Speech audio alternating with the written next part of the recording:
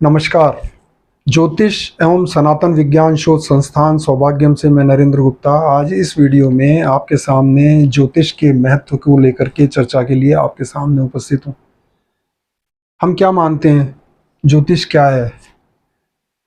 क्या यह जानना है कि हमारा कर्म किस हिसाब से रहेगा, हमारी आय कितनी होगी, हमारे ज्ञान कितना रहेगा, हम कितना पढ़ पाएंगे, या हमारा जीवन साथी किस तरीके से होगा, या हमारी आयु कितनी होगी? क्या यह जानना इस ज्योतिष का उद्देश्य है? यह जो हमने अभी देखा, यह तो सब कुछ इस करंट जन्म के लिए है। तो ज्योतिष कोई करंट जन्म के लिए नहीं है, यह जीव के साथ प्रत्येक मृत्यु के बाद भी, जहाँ से यह जन्मपत्री खत्म हुई है, इस जन्म में अगले जन्म में यही जन्मपत्री जहाँ से खत्म हुई है वहीं से आगे शुरू हो जाएगी उसके अगले जन्म के लिए। तो यह तो उद्देश्य नहीं हो सकता कि हम जो है ना इस जन्म के लिए देखें पिछले जन्म के जो कर्मों का हमारा जो लेखा जोखा है उसका भुगतान करने के लिए हमें कौन से उपाय करने चाहिए ताकि हमारे पिछले जन्म के कारण से जो कष्ट इस जीवन में है उनसे हम मुक्त हो जाएं। ऐसा तो बिल्कुल नहीं है। अब इसका वास्तविक उद्देश्य जानने से पहले पौराणिक काल की एक कथा हम जान लें, उसके बाद में हमें इसका महत्व पता चल सकेगा कि इस जन्म कुंडली का वास्तविक महत्व है क्या। शिव को अनादि माना जाता है, अर्थात जब से ब्रह्मांड की उत्पत्ति हुई है तभी से शिव इस सृष्टि में मौजूद है। शिव का एक स्वरूप अर्धनारीश्वर माना जाता है, अर्थात उनका आधा शरीर शिव और आधा शरीर जो है वो स्त्री के रूप में है। अब यह किस तरीके से संभव होता है?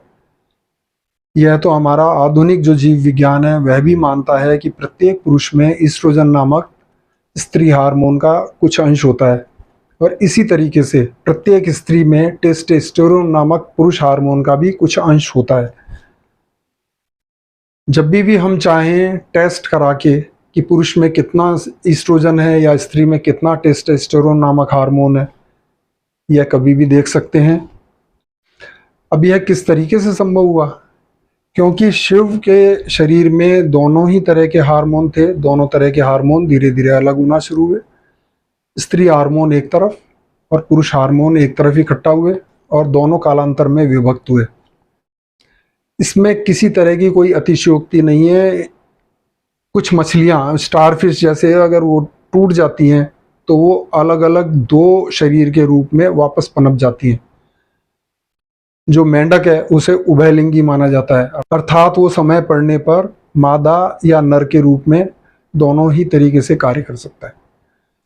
तो हमारे इस संसार में ही जब ये उदाहरण मौजूद हैं तो हमें इसमें कोई संशय नहीं करना चाहिए कि किसी भी शरीर में यदि दो अलग अलग तरह के व्यक्तित्व मौजूद हों तो दोनों कालांतर में जाकर के विभक्त हो सकते हैं।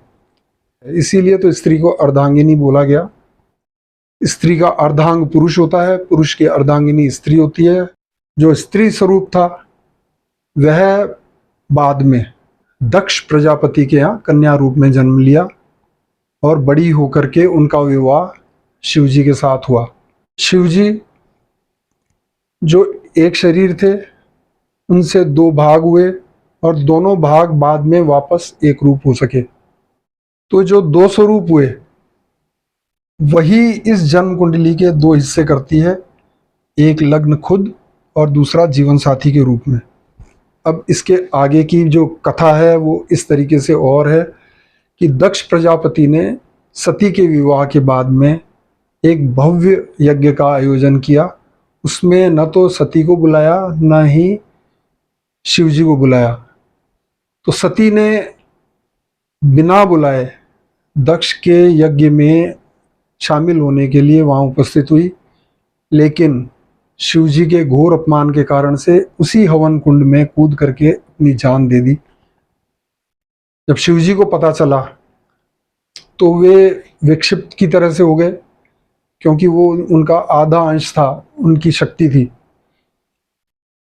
कालांतर में सती ने पार्वती के रूप में वापस जन्म लिया और वापस शिवजी के साथ उनका विवाह हुआ। अब ये जो बीच का जो समय है, इसी समय पर प्रत्येक जीव की कहानी बुनी गई। कैसे कि जीव का जन्म हुआ, उस जीव को दो हिस्सों में बांट दिया गया, एक नर और दूसरा मादा के रूप में। 84 लाख योनियों में इस जन्म को बांधा गया और पृथ्वी पर उन्हें उस 84 लाख योनियों को भोगने के लिए भेज दिया गया।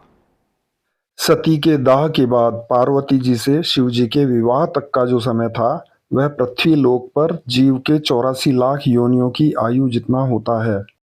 अब वो जो 84 लाख योनियां हैं, उनमें कर्म प्रधान जो मानी जाती हैं, वे 4 लाख योनियां मानी जाती हैं, दैत्य, मनुष्य और देव योनियां।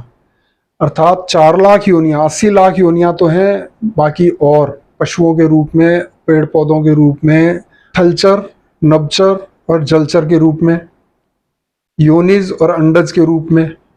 लेकिन जो 4 लाख योनियां हैं, वे मनुष्य, देव और दैत्य योनियां मानी जाती हैं। इन 4 लाख योनियों को ही कर्म प्रधान माना गया है, क्योंकि बाकी के जितने भी जीव हैं उनमें कर्म का कार्य क्षेत्र बहुत सीमित होता है। मनुष्य, देव और दैत्य योनियां ही ऐसी हैं जिनमें कार्य क्षेत्र बहुत बड़ा है, वे कई तरह के काम कर सकते हैं। जो बाकी के जो जीव हैं वे नहीं करते हैं। उनका मुख्य उद्देश्य सिर्फ इतना होता है कि या तो वे अपना पेट भर लें, जीवन यापन कर लें बस, या किसी के आहार के रूप में उनका जन्म हो जाए। जैसे पेड़ पौधे हैं, फल वगैरह दे करके, लकड़ी से, पेड़, ये पत्तियों से, फल से, इनसे दूसरों का जीवन यापन करते हैं। इसके अलावा बहुत ज़्यादा बड़ा इनका कार्य क्षेत्र नहीं होता है। जिस प्रकार से शिव जी के 2 अंश हुए, उसी प्रकार से प्रत्येक जीव के भी 2 अंश करके पृथ्वी पर भेजा गया, एक नर के, दूसरे मादा के रूप में। जब वे मनुष्य के रूप में आते हैं तब ये जन्मपत्रिका कार्य करती है। वो एक जीव से जो 2 शरीर धारण हुए हैं, उन 2 जो जन्म कुंडियां बनेंगी, उनके मिलन को कहते हैं ज्योतिष। ज्योतिष का वास्तविक स्वरूप वो है कि जिस एक जीव के जो 2 हिस्से कर दिए गए हैं, उन 2 हिस्सों को पहचानना, उनकी जन्म कुंडली के आधार पर उनको पहचानना। भगवान ने जो ये रचना रची, ये इतना आसान तो नहीं रखा होगा। 4 लाख योनियां दी हैं, तो जो एक जीव के जो 2 शरीर बने थे, उन 2 शरीर के मिलन का इतना आसान स्वरूप तो नहीं होता है। इसीलिए जो करंट जन्म चल रहा है, उसके अंदर हमारे योग्य कौन सा जीवन साथी हो सकता है। मेरी ही 2 वीडियो बनी थी विवाह मिलान के ऊपर। ये वो 2 वीडियो मैं आपको यहाँ लिंक बता रहा हूँ। पहला लिंक तो ये इस प्रकार से है और दूसरा लिंक ये इस प्रकार से है। इन दोनों के डिस्क्रिप्शन के अंदर लिंक मिलेंगे। जिन्हें भी देखना हो डिस्क्रिप्शन के अंदर देख लें, या कमेंट बॉक्स के अंदर, कमेंट्स के अंदर इन दोनों के ही लिंक दिए हुए हैं। जिन्हें भी इस तरह का इंटरेस्ट है जीवन साथी मिलान के लिए, इन दोनों वीडियो को देख करके आप निश्चित करें कि किस तरह से मिलान करना चाहिए। या हमें मोक्ष की प्राप्ति हो जाएगी। हमारा वास्तविक जो जीव है, जो आधा हिस्सा है, वह जिनको हम ढूंढ रहे हैं वो है कि नहीं है, या हमें किसी दूसरे जीवन साथी के रूप में कुछ प्राप्त होगा। यह जन्म कुंडली का करंट स्वरूप है। जब तक हमारा जो दूसरा आधा शरीर है, जो हमारा आधा जीव है, वह नहीं मिल जाता है, तब तक हमें बार बार जन्म लेकर के 4 लाख योनियों में भटकने के बाद में उनकी प्राप्ति करनी होगी। अर्धांग से मिलने के बाद भी मोक्ष की प्राप्ति तब होगी जब हम दोनों हमारे नेगेटिव कर्मों को शून्य कर लेंगे, अर्थात उनका भुगतान पूरा कर देंगे। यदि आपके मन में कोई संशय हो तो नीचे कमेंट बॉक्स में लिखें, मैं उत्तर ज़रूर दूंगा। यदि आपको ये वीडियो पसंद आया हो तो कृपया लाइक करें। यदि आपने इस चैनल सब्सक्राइब नहीं किया हो तो कर दें, और इस वीडियो को अपने मित्रों को भी शेयर करें ताकि वे भी इसका लाभ ले सकें। धन्यवाद।